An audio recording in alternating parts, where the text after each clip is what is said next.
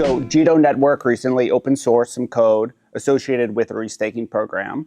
And restaking in basic terminology is a way to kind of get consensus on pieces of activity on chain that are more difficult to do in other mechanisms. And it's also a way to kind of get more utility for certain tokens where not only does it have the native token, but you can use that native token for other uses, whether that's securing these consensus mechanisms, providing a risk backstop, an insurance fund, or pretty much anything else via this extremely customizable interface that the Jito network recently unveiled. Here we are with Lucas Bruder from Jito Labs, as well as Andrew Thurman from the Jito Foundation, and we are chatting about kind of the future of restaking on Solana and Jito's role in that platform.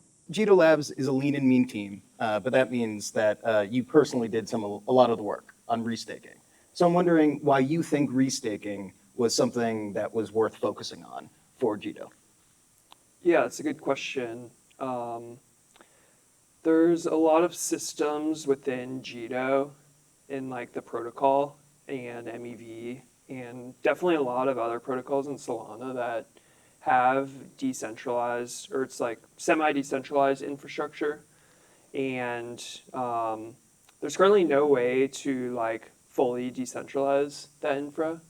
And I think restaking and the concept of using security, whether it's from LSTs like Jito Sol or governance tokens like Pith or Wormhole or whatever the project is, I think is a pretty powerful concept. And I think it's the future of a lot of protocols and tokens on Ethereum, Solana, and a lot of other networks. Do you think this is only about decentralization, or do you think there are new products and experiences for users that can be unlocked via restaking protocols on Solana? Yeah, I think if we're not building for users, then like what are we kind of building for? And there's certainly like the restaking like protocol itself hopes to see a lot of these use cases that encourage more adoption and get more users on chain. And we're all here for decentralization and bringing more users in. And I think restaking certainly can unlock some of those scenarios. Well, let's talk about maybe an edge case then. You've talked about multi-asset restaking in particular, and that might unlock some funky options, maybe restaking meme coins and things like that. Yeah. What's your vision for that? How does that work functionally? Does that actually add value? I think with something like restaking, it's a protocol that should be built very flexibly. And so to a certain point, I don't necessarily care what people do with it. And it's more about like if some project like Bonk or another meme coin on Solana like Mother wants to restake their tokens and make it an LRT, and like they're doing something with it that is useful to them, and that's awesome. I mean, what do you think is the right measure to evaluate kind of the success or utility of a restaking platform? Yeah, I mean, I think a lot of people look at EigenLayer as kind of like the king of restaking right now, and a lot of that is because the TVL is so high. They got very lucky with a lot of the points programs and all that, but when you look at the like substance of like what's available right now, there's not a lot of high quality stuff going on. Not to say that I'm not calling everyone out, but there's certainly a lot of hype around it right now, and not a lot of like users of these things. So I think if this is like unlocking new use cases, or adding the ability to decentralize something and is providing like revenue to the project or stakers or whatever it is, I would say probably revenue and like users, and like maybe there's some other metric like staking the token or something and having utility for whoever is building the ABS, then it's useful. Yeah. I think that gets to a sort of fundamental supply and demand imbalance that a lot of these currently existing restaking protocols see, where there's lots of users to the extent that there are people who want to restake, but Yeah. who are the AVSs? Who's actually, building on the protocol? So to that end, does Solana actually need restaking? Are there people, who are going to get true value out of this? Yeah, I think, at least from what we see so far on Ethereum, a lot of the AVSs are kind of these like new things that have come up and they've just raised a bunch of money. They're not necessarily live yet. On Solana, there's a ton of protocols, and I think on Solana, the restaking will be a lot of the restaking on Ethereum is like trying to scale the base layer. And that's been like a huge narrative for the Ethereum. The asset is like this moneyness and security and things like that. And on Solana, there's a lot of protocols that are already live. They have tons of users, tons of activities. You look at like Pyth or Wormhole or Camino, Drift, there's tons of other protocols on Solana that have some form of infra or users. And so I think that, there's certainly, it's a different, I think the use cases are probably a little different than what we'll see on Ethereum, but I think that there's already a lot of stuff going on in Solana that this protocol, the restaking protocol, can work with and help to kind of decentralize. I mean, there's been a lot of activity and new tokens issued on Solana in the first half of this year, including many, high-profile DeFi projects that have issued governance tokens. And I think there's a lot of questions in the community about, will these tokens always be governance-only tokens, or is there also a pathway for them to provide incremental utility outside of governance? And so, how do you think restaking platforms fit into that future? For sure. I think restaking, I don't even know if it's called restaking at that point, like it's kind of just staking, but you can call it whatever you want. I think we all know what we're talking about, but I think supporting that from day one is super important. I think it should be up to each AVS to decide like what assets they want to support. And so if you think that your token has enough security, then like you can use that. So I think there's like, if some network thinks that they need to use LSTs or they want to use LSTs, like great, do it. I think there's obviously a lot of protocols have their own tokens and they want to provide more utility for that token. And so I think there will be some protocols that use LSTs, but I think there will be even more that use their own protocol token to kind of secure whatever they're doing.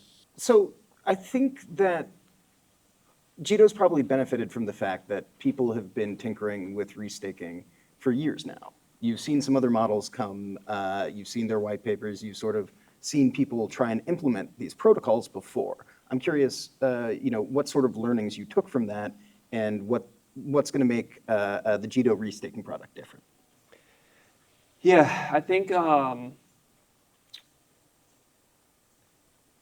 this is one thing that the Solana community has really benefited from the Ethereum community. Even though there's a lot of hostility, I don't think it's actual hostility, it's just people engagement baiting. But anyway, there's a lot to learn from other communities and other projects. I think the idea of restaking or just like staking assets to secure something that's decentralized is super interesting. I think one thing that I never agreed with and decided to take things in a different direction was only supporting LSTs.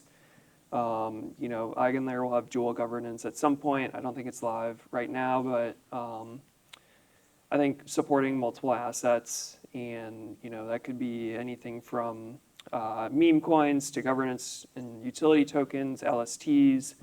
If you can tokenize it, you can basically restake it as long as someone's willing to accept it for some form of security. And so this idea of like multiple assets is kind of a different direction we took. And then I would say like just being able to, there's a lot more like customization and the implementation is very flexible. So you can have like, if you look at like, I'm going to keep using Eigenlayer here because they're kind of the main one right now. And, it's like, okay, we have this thing, and then we have LST staking, and then we have dual governance.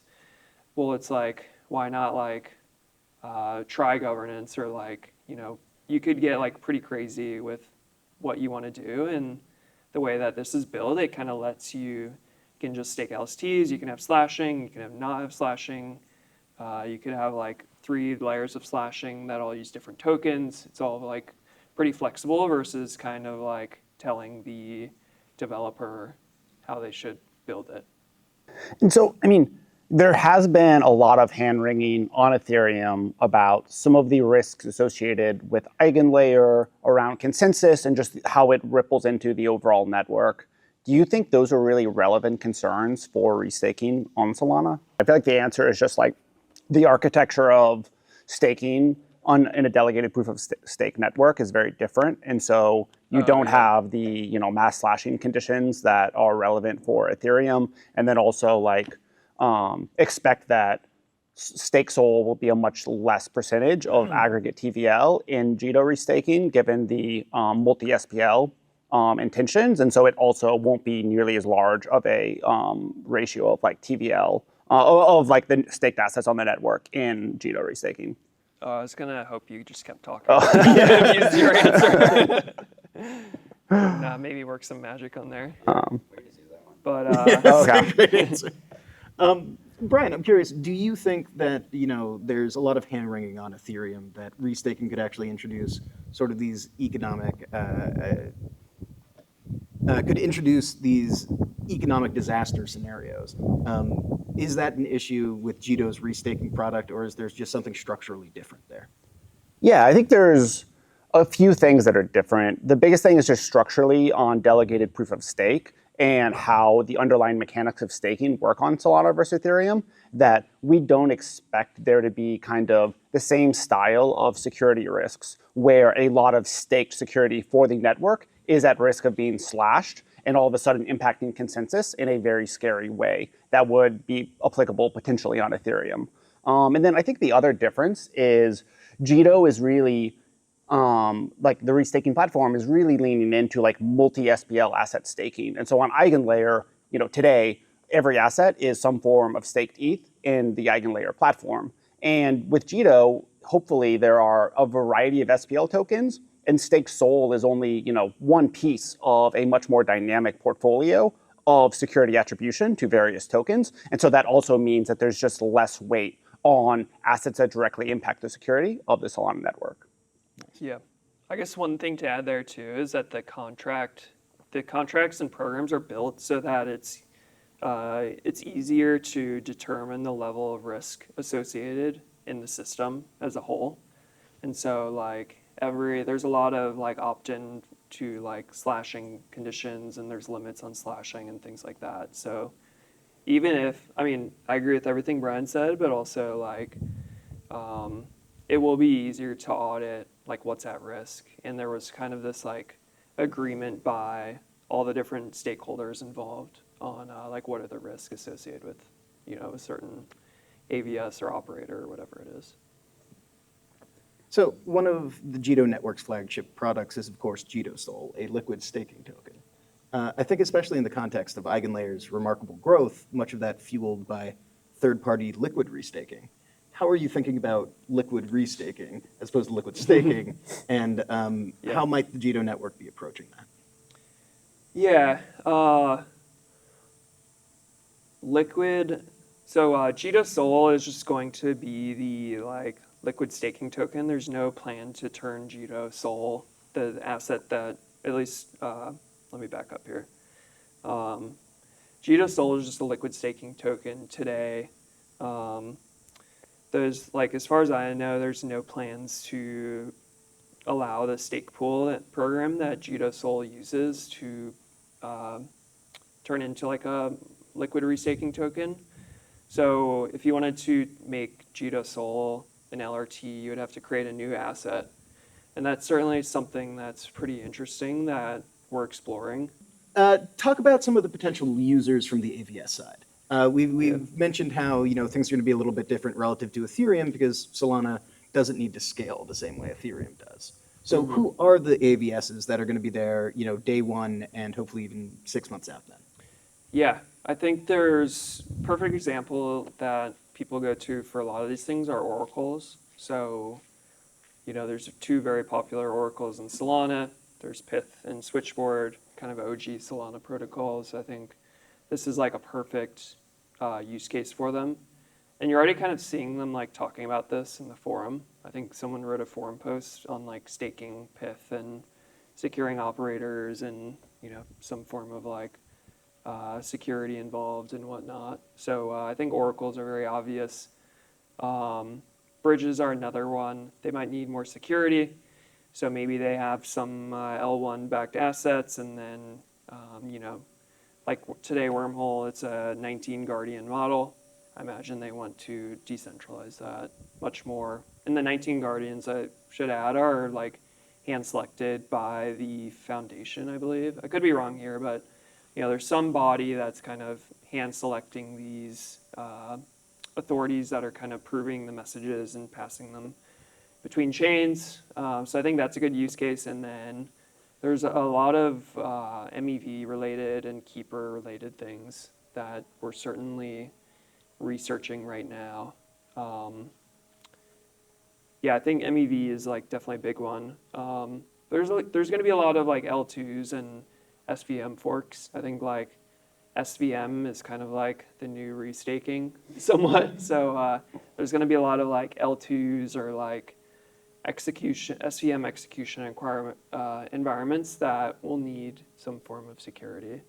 So I think that maybe the main like difference here between what we see on Ethereum versus Solana is a lot of the stuff on Ethereum is kind of like repurposing the L1 asset to build some infra off chain. And on Solana it's very fast, very cheap. There's a lot of protocols that are built on chain. There's not really that many protocols yet that are built around scaling it. It's all about apps on Solana. And so there's a lot of apps that are going to use this, and that's kind of a unique thing that we don't really see on Ethereum today. Yeah. And I think to put a point on what, oracles, they sound, it's not something that many users think about very often. It's just like some backend infrastructure that enables activity to happen on chain. But kind of in the thread of how does restaking actually improve the user experience, a major problem that DeFi apps of all kinds have had throughout this year during network congestion is that oracle prices are very stale. What that means in practice as a user is people try to perform some activity, withdrawing their capital from a margin platform or making a trade on a perp platform, and that execution can't happen because the oracle pricing isn't accurate. So without getting into the weeds on what it means for an oracle to use restaking and all of that stuff, the actual user benefit is that prices available to DeFi apps are much more accurate and much more timely, which means that DeFi apps can build better products that serve end users. Yeah. It also sounds like a simple, practical way to sort of describe restaking would be finding a way to decentralize a lot of hidden points of centralization that a user might not think of. Yeah, for sure. I think it can also motivate operators to be more incentivized to run a very smooth and efficient operation. Like I would certainly hope to go back to the Oracle example, you need some number of oracles. At least on Solana, there's, Jito Sol might have 10 operators that are uploading the price. You need 6 or 7 of them to be within some time range of uploading for that price to be valid.